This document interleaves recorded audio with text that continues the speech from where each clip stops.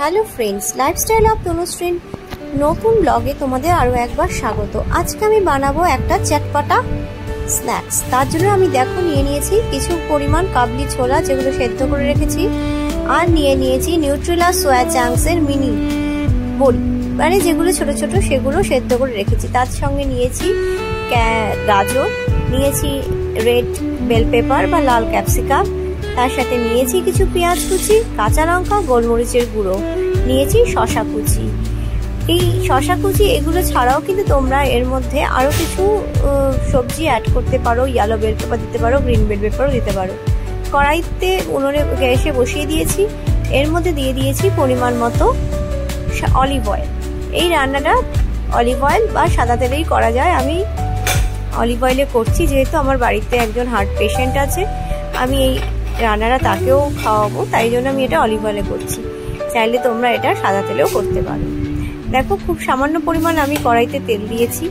এবার তেলটা যতক্ষণে গরম হয়ে উঠবে, তখন আমি দিয়ে দেব এর মধ্যে একে একে আগে থেকে যেই কাবলি ছোলাগুলো আমি সেদ্ধ করে রেখেছিলাম, সেই কাবলি ছোলাগুলো। কাবলি ছোলা কিন্তু খুব ভালো একটা প্রোটিনের কাজ করে, তাই এটা বাচ্চা থেকে বয়স্ক মানুষ সবাইকেই তোমরা এটা দিতে পারো। দেখো, আমি কাবলি ছোলাগুলো এর মধ্যে দিয়ে দিলাম। এবার এর মধ্যেই আমি দিয়ে দেব আগে থেকে, সেটাও আমি সেদ্ধ করে রেখেছি, সেদ্ধ করে রাখা নুডলস, নিউট্রেলা সোয়া চাংস দিয়ে দিলাম। এর মধ্যে নিউট্রেলা সোয়া চাংসের বড়ি। এর মধ্যে তোমরা কিন্তু চাইলে তোমাদের পছন্দের মতো যদি ছোলা সেদ্ধ করে রাখো, সেই সেদ্ধ ছোলাও দিতে পারো, তাতেও কিন্তু খেতে খুব ভালো হয়। এবার দিয়ে দিয়েছি এর মধ্যে সোয়া চাংসগুলো দিয়ে, এবার এর সাথে একটু ভালো করে আমি নেড়ে নেব, যাতে পুরো জিনিসটা অলিভ অয়েলের সাথে একটু ভালো করে হালকা শটের মতো করে দিচ্ছি। এটা কিন্তু প্রায় অয়েল ফ্রি রান্না। দেখতেই পাচ্ছ সুন্দর করে এখানে এটা মিশিয়ে নিয়েছি। এবার এর মধ্যে দিয়ে দেবো আগে থেকে আমার ভিজিয়ে রেখেছিলাম গাজর, লাল ক্যাপসিকাম আর রেড বেল পেপার। এর মধ্যে চাইলে তোমরা সবুজ ক্যাপসিকাম বা ইয়েলো বেল পেপারও অ্যাড করতে পারো, বা তার সাথে আরও অন্যান্য ভেজিটেবলস, বিনস বা ফুলকপি যদি হালকা সেদ্ধ করে, সেটাও এর সাথে অ্যাড করে দেওয়া যেতে পারে। এবার এটা খুব ভালো করে নেড়ে নিচ্ছি। পুরো জিনিসটা সুন্দরভাবে হালকা হাতে নেড়ে নিতে হবে।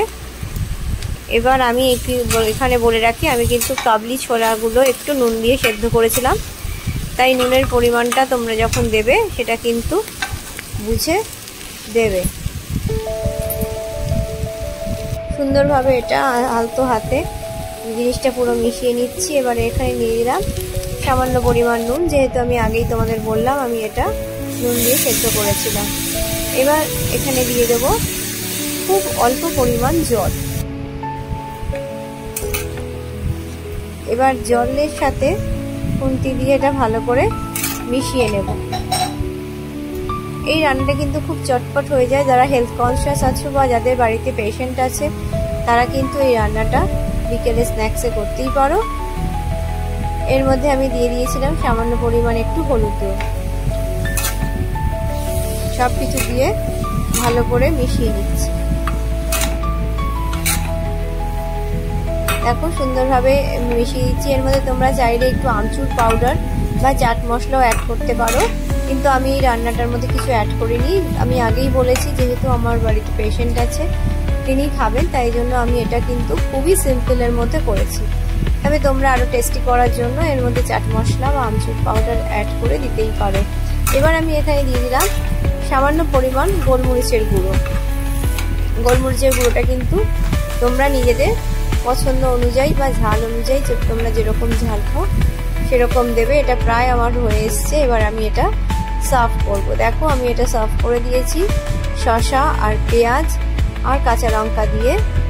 তাহলে বন্ধুরা, আমার এই রেসিপিটি তোমাদের ভালো লাগে তাহলে আমার চ্যানেলটাকে অবশ্যই সাবস্ক্রাইব করো, লাইক করো এবং কমেন্ট করে জানিও কেমন